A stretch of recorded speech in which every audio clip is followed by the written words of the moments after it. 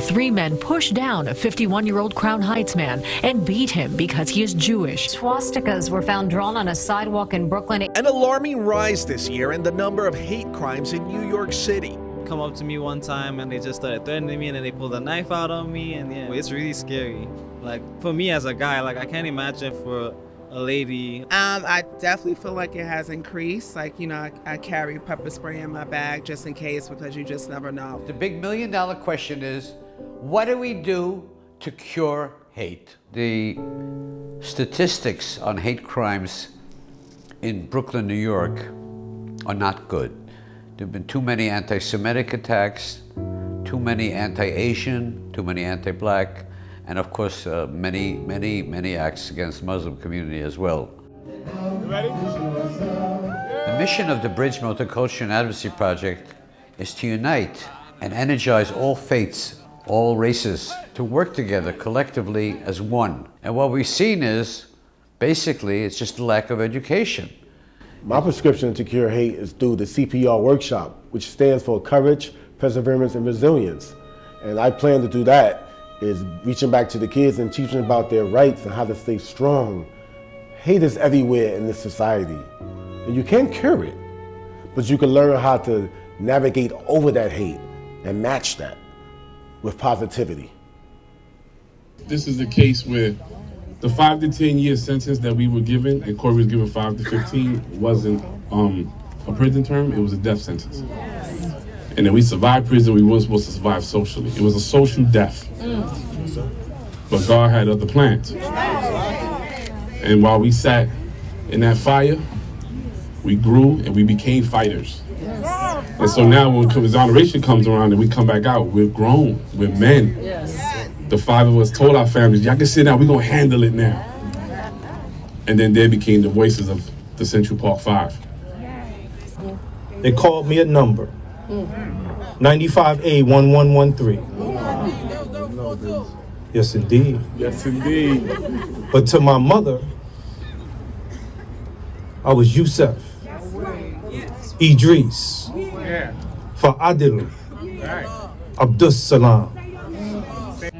It was an ad taken out that the 5 of us should be in Central Park, 4 of us should be horsewhipped, while the elder, Corey Wise, should be hung from a tree. That's right. That's slave talk right there. That's right. Too many things hasn't changed, but we about to change that dynamic. We starting here. By any means, this is not over, everybody. This is just a spark. This is just a lighting of the torch. We have a lot of work to do. But guess what? We ready to take that fight. 3, 2, 1. Black and brown children absolutely need to comprehend Kevin's message of there being light at the end of a dark tunnel. That perseverance piece in his CPR workshops is absolutely important for them, and even important for white children. All too often in today's day and age, we are bifurcating, we're separating our feelings of hate. We're deciding which groups can be victims and which groups, if they experience hate, it's not called hate. However, in my head, any hate against any group, any individual, we must take that hate personally. And as long as we do not have the same reaction, that's outrageous, that's disgusting, we will not tolerate such behavior, hate will not be resolved. Exclusive surveillance video tonight of the moments leading up to a shooting in Brooklyn. That shooting left a 19-year-old school employee in the hospital. Eyewitness News reporter Jim Dolan with the latest on the investigation. I mean, can you imagine as a parent losing a child to gun violence? There's nothing more horrific, nothing more hateful. Trying to conceptualize a program like the Music of Ethan's Heart or music therapy or educational equity on the wake of losing a child to gun violence seems unimaginable, but it was the only solution. Good morning, takes a wee day. Here at P771K, we're supporting a program which is provided by Brooklyn Music Conservatory, along with the student and faculty here at P771K, for those children who are nonverbal and need music as a way of expressing themselves and getting social and academic benefit.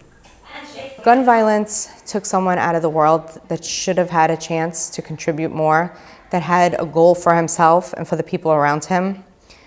This act not only impacted a family, it impacted a full school community. It impacted children. It impacted the next group of children that I would have coming to this school.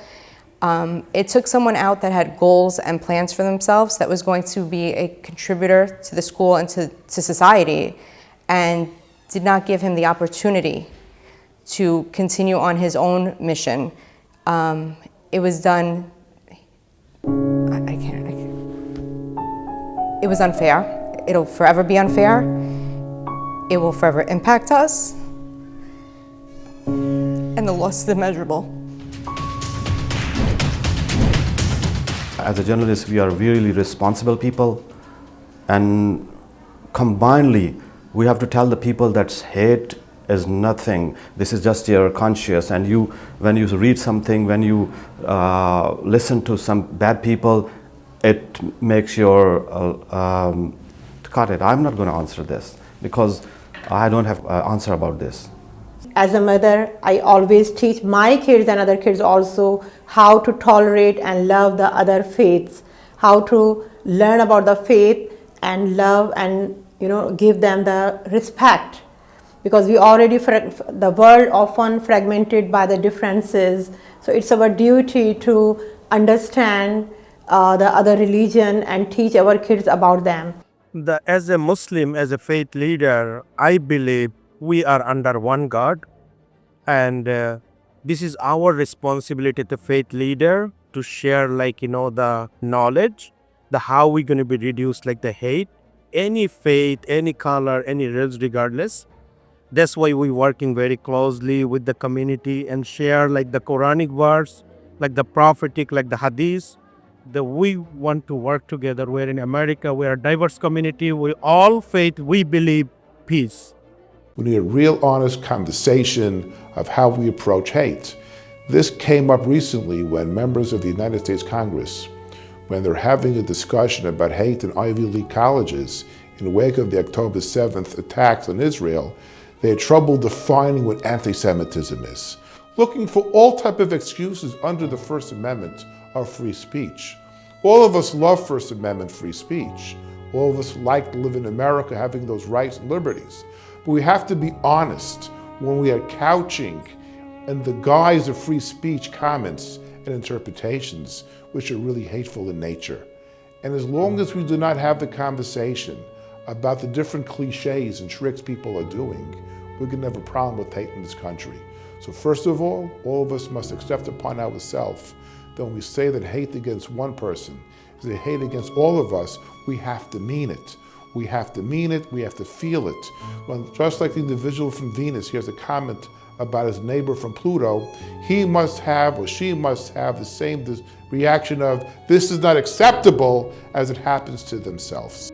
Since COVID-19, the Asian hate increased significantly. A lot of times, especially for seniors, they are afraid to go out. They feel it's not safe. People may be behind you, slap your head. This is a bad feeling. It's personal to me. It's very hard for us to see a grandmother walk down the street, be mocked by a lot of people, and saying, you are Chinese, go back to China. We are here, as Americans here. We should be united and stand up for each other and fight against all type of hates. Things that trigger hateful actions stem from the spread of misinformation. And it's important to get to the facts and not to necessarily go by what's on social media or what rumor is. People need to seek the truth, and I think that's a good way of abating hatred. Even as this country is obviously divided with the last political presidential election, we can't lose sight of the fact that we have to stay grounded. And each New Yorker has to be committed to reducing the hate within ourselves, and that's promoting love among our neighbors and friends and brothers and sisters. That is something that is so powerful. It will help America be a country of unity and love. Hate only ends when the diverse populations come together and they break their comfort zone to have that conversation. People are like roses, flowers, different fragrances. When you combine the different colorful flowers and roses together, you have a wonderful bouquet. We all have our own independent, separate identities, but when we merge it together with a common denominator as being God's children, part of the human race, and we learn to do that through breaking bread and having a conversation which takes us out of our normal orbit, a normal sphere of influence. It takes us out of our normal comfort zone and puts us possibly with people who we've never spoken to before. So to break hate means taking realistic steps of getting to know your neighbor you never spoke to. You can live on a block for 30 years and not know your neighbor to the right or your neighbor to the left of your house. You have to be able to knock on their door and say, hello, my name is Mendy Mirashnik, I'm your neighbor, especially when your neighbor is different, speaks different, looks different. And then we start discovering, you know what, I made a friend. What a wonderful thing. A couple of years ago, we started the Unity in Action team, which is a team of different groups, religious groups, racial groups, different groups that we come together.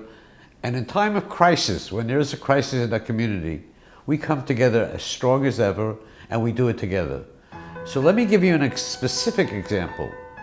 When there was a fire, an unfortunate fire, early morning in the Bronx, displaced over 100 families, within 24 hours a day, we had assembled outside in front of the bridge 10 vans of clothing, electrical equipment, ice machines, and we went to the Bronx together as a community. When we came up to the Bronx, the people of the community, they welcomed us with open arms. Here are Jewish people, Muslim people, black people, people from outer boroughs, Brooklyn, coming to help us out. And believe me, that is an issue, something that stays with them the rest of their lives. They will remember when they recover from that fire and their apartments are rebuilt, they will remember that when they were under emergency duress, there were people that cared. There's nothing more powerful in life than having people that care about you, your people, and your community. And that's why I formulated the Unity in Action Group. It's a grassroots organization that involves everybody coming together when communities are facing a crisis. My message to all humans around the globe is that the life of human is very sacred. We should respect the dignity of life, whether we are Jews, Muslims, Christians, whatever we are humans. Happy holidays, everyone. I'm Dorinda Angelucci, your host of The Bridge TV. Tonight is the annual Multicultural Community Dinner. That's right, we're here celebrating everyone, all diverse groups for the holidays.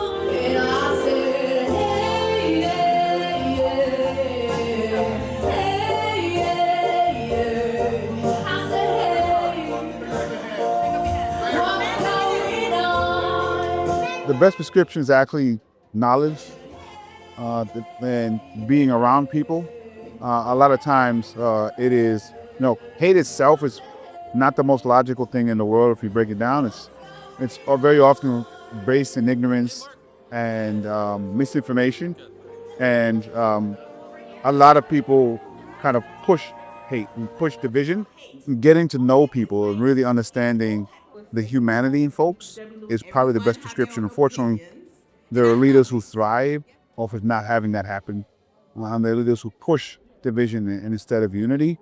Unfortunately, as illogical it is, it's something that's human in all of us to have some prejudices. I think the best among us try to unpack that. We seek to push that part aside. And the best way to do that is knowledge. And particularly people of faith, our faith is based in love, it is based in unity. Proximity is an answer to hate. We have to lend people dignity. We got to see in them the creator that is responsible for all of us. And if we can do that, if we can lend dignity to people that even if we vehemently disagree with them, we're going to get beyond this. The relationships between ethnic communities in New York City have never been stronger, you know, with the governor and the mayor and our senators and our elected officials. We've been working together with different groups constantly to better understand each other, better communicate with each other, and work together collectively as a unified community. I'm so excited to be here with Dr. Mona Lisa Ferrari, today's chairman of the Clothing Drive. Ladies, if you come across any shirt, button-down shirts or pants, please put them aside. We're actually putting them on that table. We have a group of men, actually 12 of them going on job interviews next week, and they need to be dressed appropriately, okay? Also, if you find some coats, because we're trying to do a coat drive. We did a coat drive last week, but there's not enough coats. Yes, we're also looking for baby items. So, Margaret, why don't you see if you can find a different bag for that? The purpose of the donation center really is to help the entire community at large, especially when you're dealing with a place like the Bridge Multicultural where everyone is welcome regardless of your race, creed, or religion. The prescription that our society really needs to cure the amount of hatred that people feel sometimes towards them is love. And it can only be exhibited by our actions. The things, the way we treat people, the way we make people feel, the way we acknowledge them, the way we make them feel welcome. I found out about the Bridge Donation Center through Mark Meyer, the CEO of the Bridge. After I spoke to Mark, I decided to be a volunteer. So whenever he needs help, he calls me and I come here to work as a volunteer. It's very important because we have such a diverse population and we have people who are in need. So it is very important to have a donation center in this area of Flatbush. I love this song. It was a gift from my friend. I don't have any hate in my life because people love me and they're kind to me. The prescription to cure hate is love and kindness.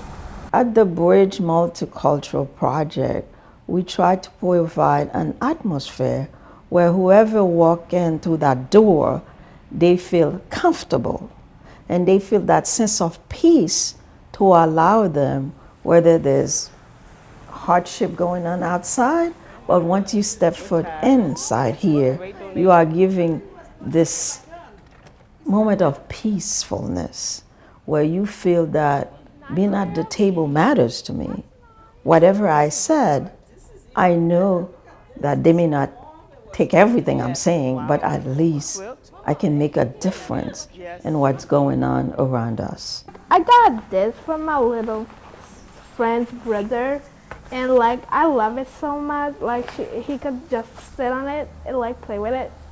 So I just the unselfishness of her.